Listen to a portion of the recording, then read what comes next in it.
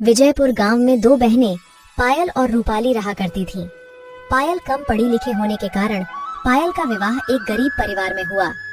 वहीं रूपाली की सुंदरता को देखकर उससे एक अमीर व्यक्ति ने विवाह किया। अपनी सुंदरता का घमंड तो रूपाली को पहले से ही था। विवाह के बाद उसे दौलत का भी घमंड हो गया। दोनों बहनें आसपास ही रहा करती थीं। जब भी मौका मिलता रूपाली पायल को उसकी गरीबी के कारण नीचा दिखाने की कोशिश करती। अरे पायल, तुझे पता है अभी अभी मेरे पति ने मुझे सोने का हार दिलाया और तुम्हारे खेत के पास वाला जो खेत है वह भी हम खरीद रहे हैं। तुमने तो शादी के बाद कुछ भी नहीं खरीदा होगा, मगर कर भी क्या सकते हैं। तुम्हारे पति के तो खाने के ठिकाने नहीं है, वह तुम्हें क्या हार खरीद कर देगा। पायल को बुरा तो लगता, लेकिन वह चुप रहती। पायल के दिन बड़ी तंगहाली में गुजर रहे थे। 2 वक्त की रोटी भी बड़ी मुश्किल से मिल पाती थी। एक बार पायल रूपाली से मदद के लिए रूपाली के घर जाती है। रूपाली, आज हमारे घर पर अनाज का एक दाना भी नहीं है। मेरे पति जमींदार के घर पर गए थे, मगर जमींदार ने पैसे देने से इनकार कर दिया। रूपाली बहन, आज तुम मेरी थोड़े पैसे की मदद कर दो। फसल बिकते ही मैं तुम्हारे पैसे लौटा दूंगी। अरे पायल बहन, तू आज पैसे मांगने आई है। अगर तू कल पैसे मांगने आती तो मैं तुझे थोड़े बहुत पैसे दे भी देती। मैंने तुझे बताया था ना, तुम्हारे खेत के पास वाला खेत जो हम खरीद रहे हैं। तो आज सुबह सुबह मेरे पति घर में जितने भी पैसे थे सभी लेकर चले गए। घर में आज पैसे नहीं है। रूपाली ने पायल की मदद करने से मना कर दिया।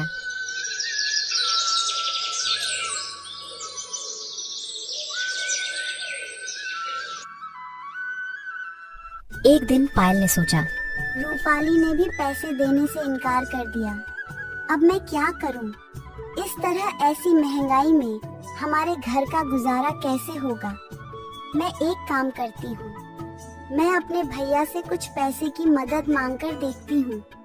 भैया मेरी मदद जरूर करेंगे, वे मुझे मना नहीं करेंगे। पायल अपने भैया के घर पैसे मांगने जाती है, लेकिन पायल को पायल की भाभी भी पैसे देने से इनकार कर देते हैं। पायल वापस अपने घर आने लगती है। तभी पायल को एक बूढ़े बाबा दिखाई दिए जो एक मटका लेकर आ रहे थे। बाबा, इतनी गर्मी में आप यह भारी मटका लेकर कहाँ जा रहे हो? कहीं नहीं बेटी, बस यहीं पास वाले गांव में मेरा घर है, वहीं ये पानी का मटका लेकर जा रहा हूँ। बाबा, मैं भी गांव की ओर जा रही हूँ। लाओ अपना यह मटका मुझे दे दो। मैं तुम्हारा ये पानी का मटका तुम्हारे घर रख दूंगी। नहीं बेटी, तुम परेशान मत हो, मैं ले जाऊंगा ये मटका। तू क्यों तकलीफ उठाती है? अरे बाबा, इसमें तकलीफ की क्या बात है? मैं भी तो तुम्हारी बेटी जैसी हूँ। लाओ दे दो मुझे ये मटका। पायल ने मटका ले लिया और दोनों साथ साथ गांव पहुँचे। पायल ने बूढ़े बाबा के घर तक मटका छोड़ दिया। फिर पायल अपने घर जाने लगी। तभी बूढ़े बाबा ने पायल को अपने पास बुलाया। अरे बेटी, यहाँ आओ। बेटी, तू इस गांव में किसके घर आई है? बाबा, मैं अपने भैया के घर पर उनसे मदद मांगने आई थी, लेकिन मेरी भाभी ने मेरी मदद करने से मना कर दिया।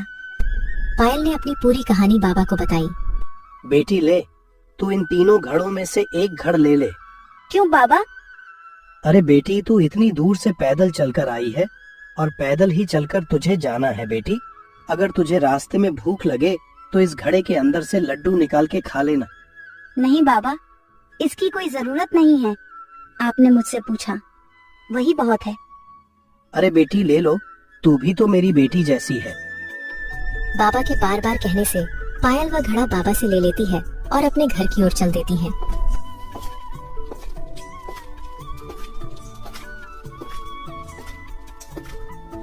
अरे पायल, तुम अपनी बहन के घर गई थी, तुम्हारी बहन ने कुछ मदद करी? मैं वहाँ गई थी, मगर रूपाली ने पैसे देने से मना कर दिया। मुझे तो किसी से उधार लेने में बहुत शर्म आती है। पता नहीं कब इस गरीबी से हमारा पीछा छूटेगा। इसका मतलब आज भी हम दोनों को भूखा रहना पड़ेगा। नहीं, आज हमें भूखा नहीं रहना पड़ेगा। आज जब मैं रूपाली के घर से वापस लौट रही थी तो मुझे रास्ते में एक बाबा मिले और बाबा ने मुझे एक लड्डू से भरा घड़ा दिया कि रास्ते में भूख लगे तो खा लेना। ये तो बहुत अच्छी बात है। जाओ, तुम वो लड्डू ले आओ, आज उन्हें ही खाकर गुजारा हो जाएगा। मैंने सुबह से कुछ नहीं खाया है, अब भूख बहुत तेज लग रही है। पायल जाती हैं। पायल जैसे ही घड़े को देखती है तो वह हैरान रह जाती है। अरे बाप रे, सोने के सिक्के, वो भी इतनी सारे। इतने सारे सोने के सिक्के, तुम्हें ये घड़ा किसने दिया था? ऐसे कैसे कोई सोने के सिक्कों से भरा घड़ा दे सकता है? मैं सच कह रही हूँ, मुझे ये घड़ा एक बाबा ने दिया था। मैंने बाबा की थोड़ी मदद की थी। हो सकता है बाबा ने उस मदद की वजह से ये सोने के सिक्के दिए हों। मुझे तो अपनी आँखों पर विश्वास नहीं हो रहा। मुझे लगता है कि ऊपर वाले ने हमारी सुन ली। पायल, तुम सच बोल रही हो।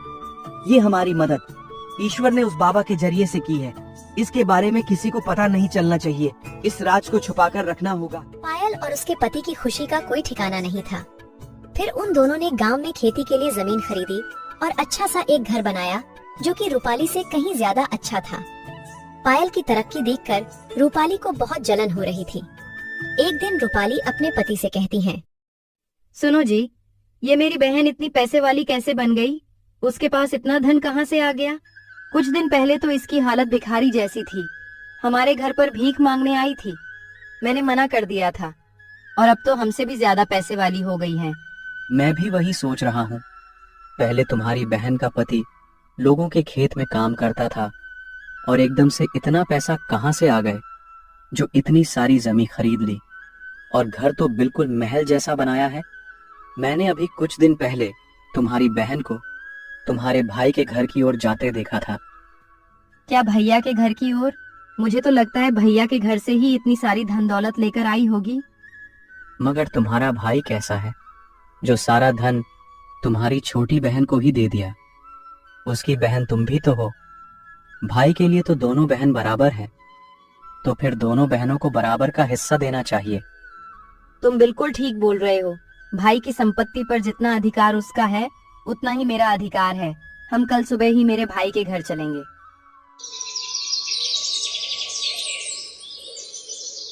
अगले दिन दोनों सुबह सुबह अपने बड़े भैया के घर की ओर निकल जाते हैं। उन्हें भी रास्ते पर वही बाबा दिखाई देते हैं जो उसकी छोटी बहन को दिखाई दिए था। अरे बेटी, जरा ये मटका उठाकर मेरे कंधे पर रख दोगी?